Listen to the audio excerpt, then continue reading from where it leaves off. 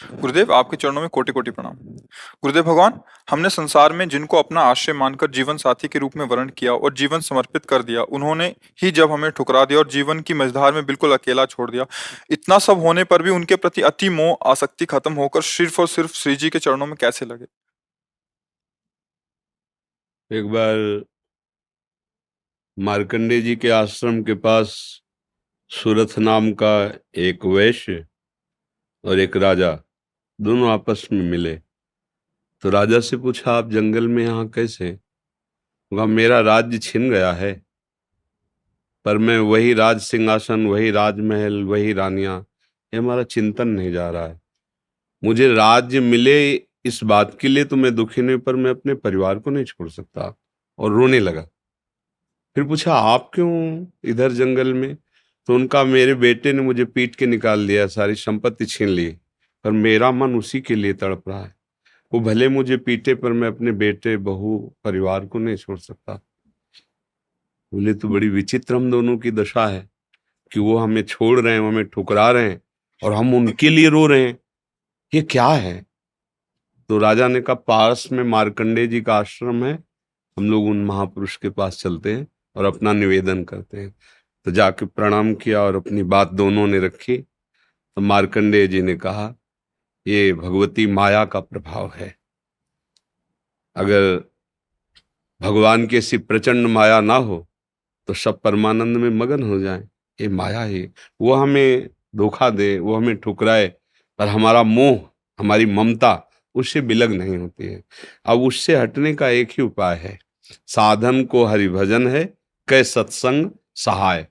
अगर हम सत्संग सुने तो सुनते सुनते बुद्धि पवित्र हो जाती है और फिर निश्चय होने लगता है। आप जिनके लिए रो रहे हैं, जिनकी बुद्धि पावन हुई, उन्होंने तिरस्कार पूर्वक छोड़ दिया। रत्नावती जी, भक्तमाल में चरित्र है, पढ़ लीजिए। रत्नावती जी पूरे रानी के जैसे सुख होते हैं वैसे ही रानी थी, वैसे ही सुख में मगन थी। कोई हरि भक्ति, कोई भजन, कुछ नहीं। और राजा भी अत्यंत प्यार करते थे। पर दासी, वो वृंदावन आती थी और संतों का संग करती थी, सत्संग, तो उसके हृदय में गोविंद के चरणों में प्रीति उत्पन्न हो गई। वो रानी के कभी पैर दबा रही होती तो एकदम बोल पड़ती, हा कुंज बिहारी, हा गोविंद। तो रानी सावधान होकर देखती, तू रहती तो मेरे संग है, मेरी निजी दासी, अंग सेवी, ये कौन है कुंज बिहारी, कौन है गोविंद? किससे तू प्यार करती है? आज तक मुझे नहीं बताया। हमारे यहाँ की दासियां तो आजीवन समर्पित अंग सेवी होती हैं, ये क्या? तो मुस्कुरा दी, बोली, महारानी आप अन्यथा मत समझना, ये कोई व्यक्ति नहीं हम जिससे प्यार करते हैं। नहीं नहीं, तू पूरी बात बता दो, मत सुनो, मत सुनो, नहीं किसी काम के नहीं रह जाओगे। और रो पड़े। भगवान का जो प्यार होता है ना हृदय में, वो अलग कोटि का होता है। वो बस मत पूछो, आप मत पूछो। अब तो और आकर्षित हुई, नहीं नहीं आप बताओ ना। तो जब बैठ करके भगवत चर्चा, उनकी रूप माधुरी, गुण माधुरी, अब वो तो इतना उसके हृदय में अच्छा लगा कि पैर दबाने से हटा के सिराने बैठा लिया। देखो तुम अब वहां नहीं, अब यहां बैठ के केवल हमें प्रभु की बात सुनाओ। इतना रंग चढ़ा कि हृदय विकल हो, उनका कैसे दर्शन हो सकते हैं? गोविंद के कैसे दर्शन हो सकते हैं? बिहारी जी के कैसे दर्शन हो? तो उनका, महारानी जी एक ही उपाय है, यदि प्रगट में संतों का संग किया जाए तो निश्चित संत सभा में गोविंद छुपे रहते हैं, वो जरूर कृपा करेंगे। तो रानियों कहीं जा तो सकती नहीं, तुम ऐसा करो, बगल में एक भवन तैयार करवाओ संत सेवा के लिए, और संतों को बुलाओ, और हम स्वयं बनाएंगे, संतों को पवाएंगे, उनके श्रीमुख से भगवत चर्चा सुनेंगे। उस समय दिल्ली में बादशाह के समीप विराजमान थे माधो सिंह, उनके पति का नाम था। अब रानी का हुक्म, महल के निर्माण हुआ, पास में संतों, और खिड़की से वो दर्शन करती, फिर सुंदर भोग पधराती, जाके सब संतों को पवाती। ये जब सूचना पहुंची राजा के पास, बिना हमारे आदेश के संत निवास बन जाना, संतों के बीच में, रानी को ऐसे कोई सहज थोड़ी देख सकता, जाना सब। तो हुक्म कर दिया, बिल्कुल नहीं, संतों के समीप जाना बंद, ये सब बिल्कुल, क्योंकि एक राज मर्यादा होती है ना। और कुछ कठोर शब्द कहे, तुरंत नाई को बुलाया, अपना मुंडन कराया और संतों के बीच में बैठ गई। बोले आज से राजअन्न का त्याग। अगर मैं कहीं रानी हूं, कहीं भी किसी भी अंग में, मैं उसे रानी नहीं रहने दूंगी जो मुझे संत और गोविंद से दूर कर दे। कदाप। ये जब सूचना पहुंची को तो मुड़ मुड़ा के बैठ गई। सुन, सोचा ये तो मतलब भारी के भारी अपमान, इससे ज्यादा क्या हो सकता है। अगर मैं मारता हूं तो प्रजा विरोध में हो जाएगी, इसलिए इसको मारना तो है। बोले एक जंगली सिंह लाओ और छोड़ दो, तो संतों को, रानी को, सबको मार डालेगा वो। ऐसा ही किया गया। सैनिकों ने जैसे चारा रख के, बकरा आदि रख करके पिंजड़े में सिंह को बंद करके लाए और दरवाजे पे को, वही दासी जो उनकी गुरु थी, वो आरती की सामान दे रही थी और पूजन की थाल लेकर वो ठाकुर जी का श्रृंगार कर। दासी ने कहा महारानी सिंह, जो ही पिंजरा से खोला गया तो ऐसे मुड़ी, उनका सिंह नहीं नरसिंह भगवान पधारे, थाल लेके। सिंह ऐसे जैसे कोई गाय ना, सीधी गाय हो, ऐसे तिलक लगाया, आरती की, प्रणाम किया। ऐसे सब देखते रह गए। फिर लौटा सिंह को मारी छलांग, तो जो ऊपर बालकनियों में खड़े देख रहे थे ना मानसिंह के आदमी, फाड़ के फेंक दिया और गुर्राता हुआ भाग गया। अगर हम अपनी भक्ति के रंग में आ जाए तो फिर हमारा ये माया मोह संसार नष्ट हो सकता है। अन्यथा हमारे शब्द तो जरूर अच्छे नहीं लगेंगे, पर सही पूछो तो कृपा है जो असलियत का पता चल रहा है। यहाँ कोई किसी से प्यार नहीं करता। अपने सुख स्वार्थ की जब तक पूर्ति लगती है, हमारा मन जब तक राजी है, तब तक हमें आपको प्यारे कहते हैं, अपना प्यारा बना लेते हैं। और जब हमारा मन कहीं और राजी हो गया तो आपकी तरफ देखते नहीं। संसार का ये स्वरूप, पर मेरे प्रभु का ऐसा स्वरूप नहीं है। सबरी मैया कोई ऐसा थोड़ी बहुत रूप ऊंचे कुल की, ऐसा नहीं था।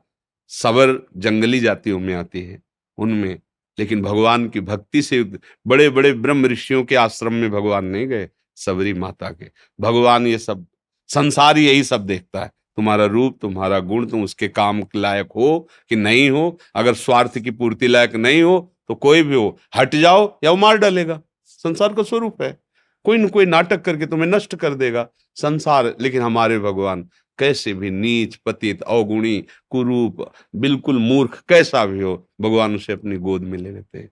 तो एक ही उपाय है, भगवान के चरणों का आश्रय लेना, वही परम पति हैं। देखो मीरा जी ठसक से कहती, मेरे तो गिरधर गोपाल दूसरा न कोई। और ये कभी धोखेबाज नहीं है, कभी धोखा नहीं।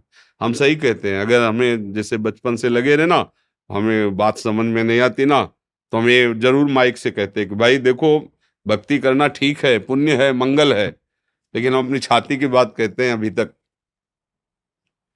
कमी हमारी और कृपा उनकी डुबो रही है। बस अगर कहीं कमी है तो हमारी कमी है, उनकी तरफ से कृपा ही कृपा, दुलार ही दुलार है।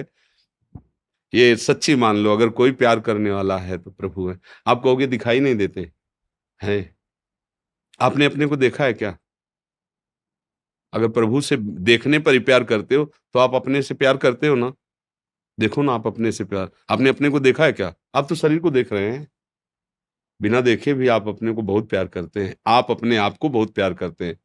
अगर ये पता चल जाए कि हाँ कैंसर हो रहा है और आपको क्षति पहुंच जाएगी, तो आप यहां से कटवा देंगे। अपने आप से ज्यादा प्यार आप किसी को नहीं करते, टांग कटवा देंगे आप। अगर ऐसा लग जाए कि अपने को बहुत अशांति, जीना मुश्किल है, अब क्या करेंगे, कैसे मुंह दिखाएंगे, तो आप जहर खा लेंगे, फांसी पे चढ़ जाएंगे। मतलब समझिए, पर आपने अपने को देखा नहीं, जाना नहीं, फिर भी आप बहुत प्यार करते हैं। जो कुछ भी प्यार करते हैं अपने लिए करते हैं, अपने आप से बढ़कर आप किसी से प्यार नहीं करते। पर आपने अपने आप को नहीं जाना, तो फिर तुम उन्हीं के अंश हो। जब तुम अपने को नहीं जान पाए, तो जैसे अनजाने में आप भी अपने से प्यार करते हो, ऐसे ही शुरू कर दो प्यार प्रभु से, और उनके तुम हो, वो सामने आ जाएंगे पक्का। ऐसा नहीं है तो अब विमान से उतरते हैं, ऐसे दोस्त की तरह मिलते हैं भगवान।